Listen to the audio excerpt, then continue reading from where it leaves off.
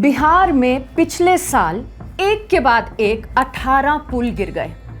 सोचिए, करोड़ों रुपए की लागत पर बनने वाले ये पुल एक बारिश होती है और कोलैप्स कर जाते हैं। क्या लोगों को लोकतंत्र में जानने का अधिकार नहीं है कि कौन कॉन्ट्रैक्टर हैं जिन्होंने ये पुल बनाए? वो कौन सरकारी अधिकारी हैं जिन्होंने इन भ्रष्ट कॉन्ट्रैक्टर्स को पहले तो ठेके दिए और फिर इंस्पेक्शन करके पुल की उन्हें पैसे रिलीज कर दिए? पर अब ये सारी जानकारी जो है हम सब के पहुंच से बाहर होने वाली है, क्योंकि डेटा प्रोटेक्शन कानून आ गया है, जिसके तहत सूचना के अधिकार कानून को संशोधित कर दिया गया है। इसी मुद्दे पर आज हम जानने भी दो यारों में बातचीत करेंगे। मैं हूं अंजलि भारद्वाज और मेरे साथ हैं आरटीआई कार्यकर्ता अमृता जौहरी।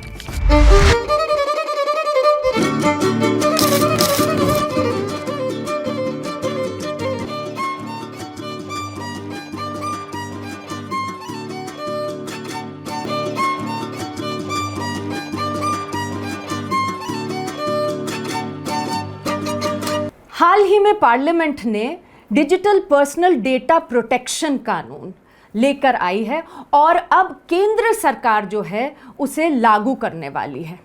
अब ये कानून जो है, इसमें स्पष्ट रूप से लिखा है कि हमारे सूचना के अधिकार कानून को, आरटीआई कानून को संशोधित कर दिया जाएगा। आरटीआई कानून में सेक्शन 81J है, जिससे कि अब ये कहा जाएगा कि इसके तहत कोई भी व्यक्तिगत सूचना हम सरकार से नहीं ले सकते। ये तो बहुत ही आपत्तिजनक बात है, क्योंकि अगर आप सोचिए कि पुल कोलैप्स हो रहे हैं और हम पूछ रहे हैं कि कॉन्ट्रैक्टर का नाम बताइए, हम पूछ रहे हैं कि आप ये बताइए कि कौन सरकारी अधिकारी हैं जिन्होंने ये ठेके दिए जो भ्रष्टाचार में इन्वॉल्व्ड थे, तो कहा जाएगा कि आप तो लोगों के नाम मांग रहे हैं, ये तो व्यक्तिगत सूचना है, इसलिए आपको नहीं दी जाएगी। तो ऐसे में भ्रष्टाचार पर अंकुश कैसे लगेगा? लोग जवाबदेही कैसे मांगेंगे?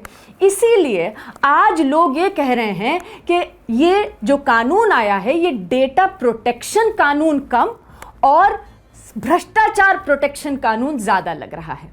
अब देखिए, बड़े बड़े पूंजीपति जो हैं, हमारे पब्लिक सेक्टर बैंक से, जिसमें आपका और हमारा पैसा जमा है, वहाँ से लोन लेते हैं, अरबों रुपए के लोन, और लोन लेकर फरार हो जाते हैं।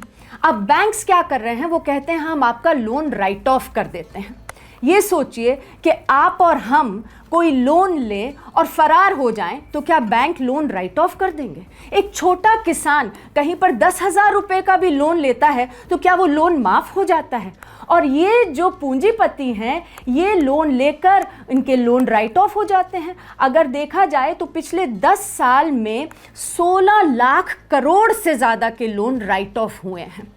तो क्या लोग नहीं जान सकते कि ये कौन पूंजीपति हैं जिनके लोन राइट ऑफ्स हो रहे हैं? लोगों ने बहुत सारी जगह आरटीआई एप्लीकेशंस लगाई हैं, जिसमें ये सवाल पूछा है कि आप हमें सूची बता दीजिए, कौन है जो इतने सारे पैसे लेकर लोगों के पब्लिक सेक्टर बैंक से गायब हो रहे हैं और उनके लोन राइट ऑफ हो रहे हैं। अब कहा जाएगा कि देखिए, ये सूचना तो गोपनीय है, क्योंकि आप किसी का नाम पूछ रहे हैं, ये व्यक्तिगत सूचना है, अब आपको हम सूचना के अधिकार कानून में ये सूचना नहीं देंगे। तो अब ये क्या हो रहा है? पूरा का पूरा जो संशोधन है, इसमें क्या लिखा है? अमृता, अगर आप हमें थोड़ा इसको दिखाएं। तो आरटीआई एक्ट में लिखा हुआ है कि कोई भी ऐसी व्यक्तिगत जानकारी जिसका कि जनहित से कुछ लेना देना ना हो या पब्लिक एक्टिविटी से कोई संबंध ना हो, वो जानकारी आपको नहीं मिल सकती, या ऐसी कोई भी पर्सनल इंफॉर्मेशन जिसके खुलासे से किसी का भी अनवारंटेड ब्रीच ऑफ प्रिवेसी होगा। तो ऑलरेडी एक तरीके से एक ये सेफगार्ड और एक ये बैलेंसिंग थी।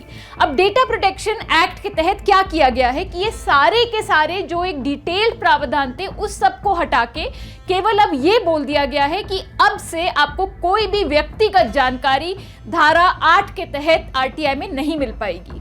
तो आरटीआई एक्ट का एक जो जम के इस्तेमाल होता है, वो लोग तब करते हैं जब वो किसी भी डॉक्यूमेंट या किसी भी स्कीम के लिए आवेदन देते हैं और कोई जवाब नहीं आता। तो एक सवाल पूछा जाता है कि मेरी एप्लीकेशन अभी किसके पास पेंडिंग है। हमने देखा हुआ है कि कई बार आप राशन कार्ड के लिए अप्लाई करें, आप स्कॉलरशिप के लिए अप्लाई करें, आप कोई परमिट के लिए अप्लाई करें, ड्राइविंग लाइसेंस के लिए अप्लाई करें, तो हो सकता है कि एक कोशिश हो आपसे घूस मांगने की, आपको बोला जाए कि आप स्पीड मनी दीजिए तभी आपका प्रोसेस होगा। तो एक ज़रूरी सवाल जो लोग आरटीआई डाल के पूछते थे वो था कि किस अधिकारी के पास मेरी एप्लीकेशन पेंडिंग है, उनका नाम बताइए।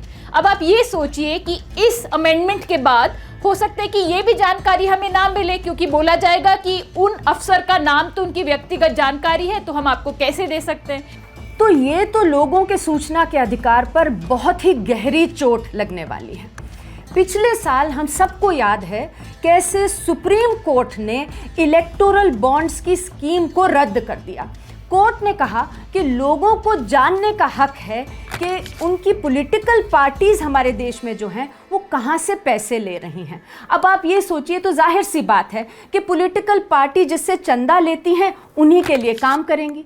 तो अब आप और हम अगर वोट करने जाते हैं तो बहुत ज़रूरी है कि हम जान सकें कि पॉलिटिकल पार्टीज ने किससे पैसे लिए, जिससे हम ये जानकर वोट कर सकें कि ये किसके लिए काम करेंगे अगर ये सत्ता में आए तो। अब ये सारी सूचना जो है लोगों को वैसे ही मिलना मुश्किल है, सुप्रीम कोर्ट तक जाना पड़ रहा है। अब ये जो सारे चेंजेस आ गए हैं राइट टू इंफॉर्मेशन एक्ट में, इसके बाद तो ये कहा जाएगा कि आप डोनर का नाम, उनकी जानकारी कैसे ले सकते हैं, ये सूचना तो आपको नहीं मिल सकती। अब फिर देखिए, हाल ही में जितने भी चुनाव हुए हैं उसमें ये बड़ा मुद्दा उठकर आया है कि भाई जो हमारी वोटर लिस्ट हैं उसमें गलत तरीके से लोगों के नाम ऐड और डिलीट हो रहे हैं। जो लोग वहाँ रहते ही नहीं हैं कॉन्स्टिट्यूएंसी में, उनके नाम ऐड हो जाते हैं, और जो लोग रहते हैं उनके नाम कन्वीनियंटली डिलीट कर दिए जाते हैं। एकमात्र तरीका ऐसे टाइप के इलेक्टोरल फ्रॉड को पकड़ने का लोगों के पास है अगर ये जो लिस्टें हैं मुहैया कराई जाएं।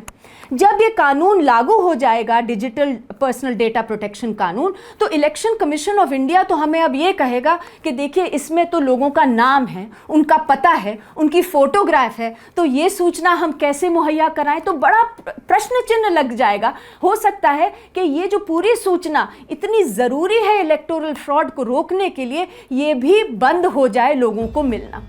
सूचना के अधिकार में लोग अपने मौलिक अधिकारों के बारे में सूचनाएं मांगते हैं। राशन, पेंशन, अपने जो दस्तावेज सरकार से उन्हें मिलने होते हैं, उन सब के ऊपर लोग सूचना मांगते हैं। सरकार की जवाबदेही सुनिश्चित करते हैं, भ्रष्टाचार को उजागर करते हैं और अपने अधिकार लेते हैं।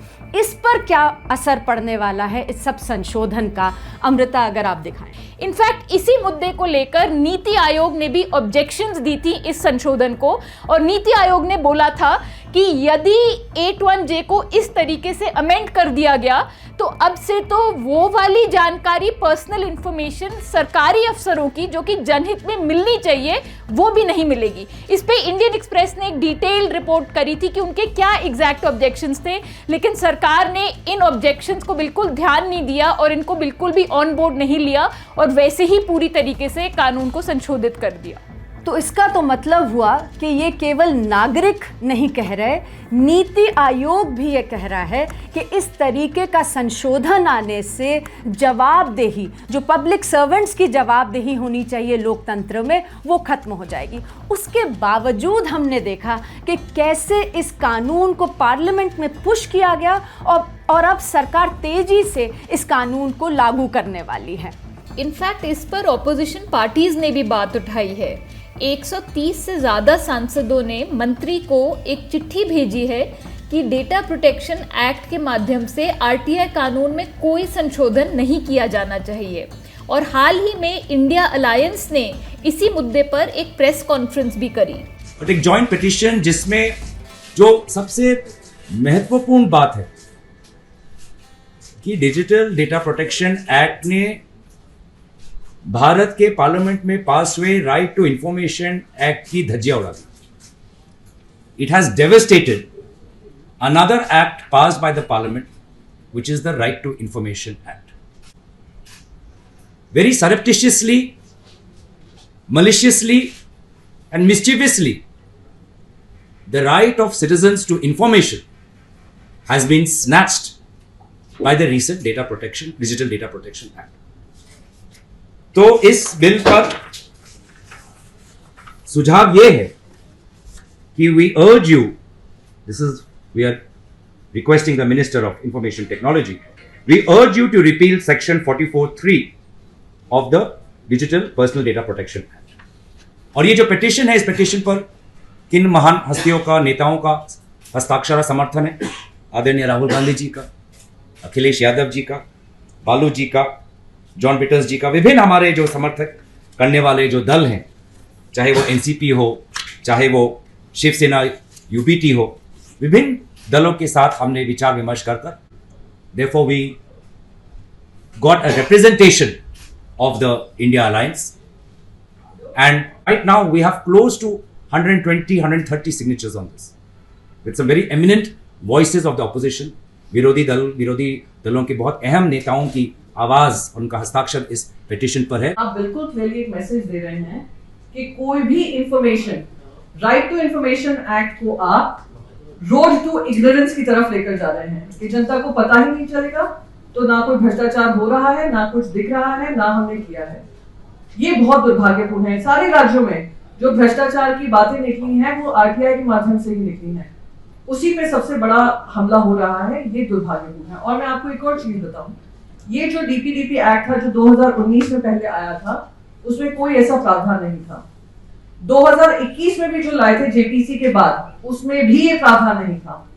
2023 में अपनी मनमानी कर इन लोगों ने इस प्रावधान को लाए हैं, जिससे आरटीआई एक्ट को बिल्कुल नल एंड वॉइड करने की तरफ लेकर जाना है। यानी आरटीआई कानून तो होगा, पर जो वेपन है आपके हाथ में, जो एक हथियार है आपके हाथ में, वो खत्म कर देंगे। I need to just add that this RTA Act was a milestone in the trajectory of the nation to be a modern democracy, to bring in transparency in administration, to empower the citizens and the activists. At a stroke, they have done away with the RTA. लोकतंत्र में सबसे मौलिक अधिकार जो हमें मिलता है वो होता है सवाल पूछने का अधिकार। That is what sets a democracy apart from any other form of government, the right to question. और ये अधिकार हमें मिल रहा है सूचना के अधिकार कानून से। इसके तहत हम सरकार से सूचनाएं मांग सकते हैं, रिकॉर्ड मांग सकते हैं। और सूचना के अधिकार कानून की जो मूल भावना है वो यही है कि सरकार तो केवल कस्टोडियन है हमारी सूचना की। लोकतंत्र में तंत्र हमारा है, सूचना हमारी है, सरकार के पास केवल वो सूचना रखी है, हम उसे ले सकते हैं। तो एक बहुत ऊंचा दर्जा दिया गया है लोगों को, नागरिकों को लोकतंत्र में सवाल पूछने का, सूचना लेने का। और इसी मूल भावना पर आज हम चोट होते हुए देख रहे हैं। अमृता, आरटीआई कानून में एक आम नागरिक और संसद और विधानसभा को एक जैसा दर्जा दिया हुआ था।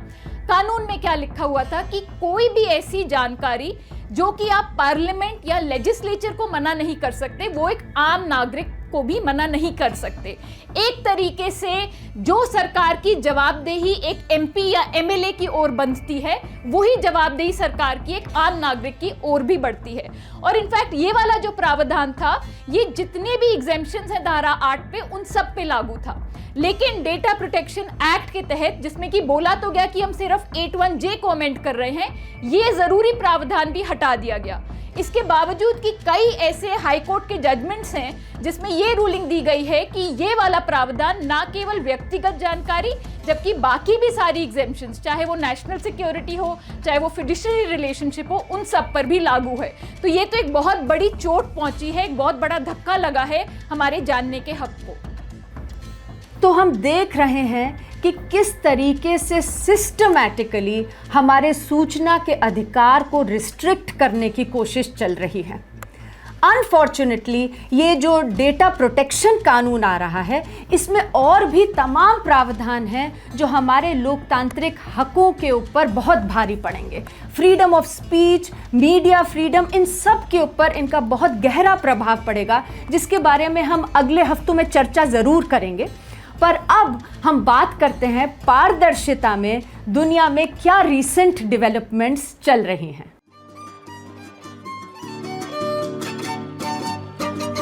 तो पिछले कुछ दिनों में हमने देखा कि गवर्नमेंट एफिशिएंसी के नाम में अमेरिका में बहुत सारे बजट कट्स हो रहे हैं। उसी के चलते डिपार्टमेंट ऑफ हेल्थ में 10,000 से ज़्यादा लोगों को ले ऑफ कर दिया गया।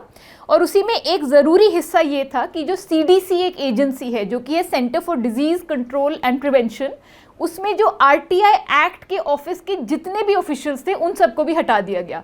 तो इनफैक्ट जो हेडलाइन निकली है उसका नाम है lights out at CDC, blackout at CDC, कि मतलब लोगों को अब जानकारी कैसे मिलेगी।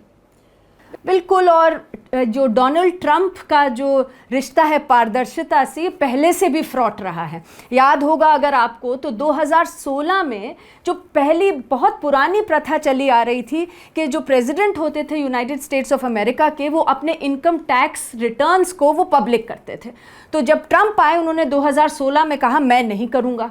ये मुद्दा पूरा सुप्रीम कोर्ट में गया US की, और कोर्ट ने जब कहा तो 2022 में जब उनका टर्म ख़त्म हो गया था तब जाकर ये पूरा रिलीज़ हुआ था। तो ये नई बात नहीं है और अब तो बहुत ही कंसर्निंग हो रहा है कि एफिशिएंसी के नाम पे आप सूचनाएं ही दबा दें। इनफैक्ट इसमें एक ग्रुप ने जब अभी RTI भेजी इसी CDC को और उन्होंने पूछा कि आपने किस बेसिस पे ये ऑफिस बंद किया, उनको बड़ा इंटरेस्टिंग जवाब आया। जवाब में आया कि पूरा का पूरा RTI ऑफिस, वहाँ पे उसका नाम है फ्रीडम ऑफ इंफॉर्मेशन, तो जवाब आया कि पूरा का पूरा फोया ऑफिस एडमिनिस्ट्रेटिव लीव पे है, तो हम आपको कोई जवाब भी नहीं दे सकते।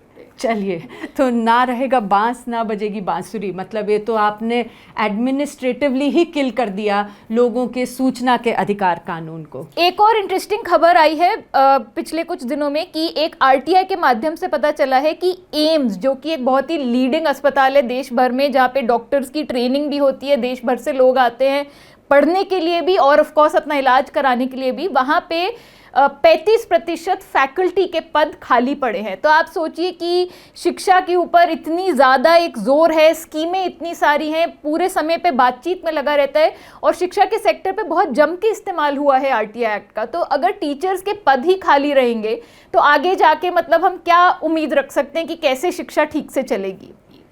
बिल्कुल, हमारे देश में तो अगर हम देखें तो सूचना के अधिकार का इस्तेमाल सभी मूवमेंट्स करती हैं, सभी कैंपेन्स करते हैं। शिक्षा पे जो काम कर रहे हैं, हेल्थ पे जो काम कर रहे हैं, एनवायरनमेंट पर्यावरण पे जो काम कर रहे हैं, और ये बहुत ही ज़रूरी सूचनाएं निकल कर आती हैं जिससे कि जवाबदेही सुनिश्चित हो सकती है। और कथनी में और करनी में जो अंतर है वो तो तभी समझ में आता है लोगों को, और वो जवाबदेही तभी मांग सकते हैं जब उनके सामने सूचना हो। अगर आपके भी पारदर्शिता से जुड़े कुछ सुझाव हैं, कुछ सवाल हैं, या आपने RTI एप्लीकेशन लगाई है और सूचना इकट्ठी करी है तो हमारे साथ ज़रूर शेयर करें, हम उस पर भी चर्चा करने की कोशिश करेंगे।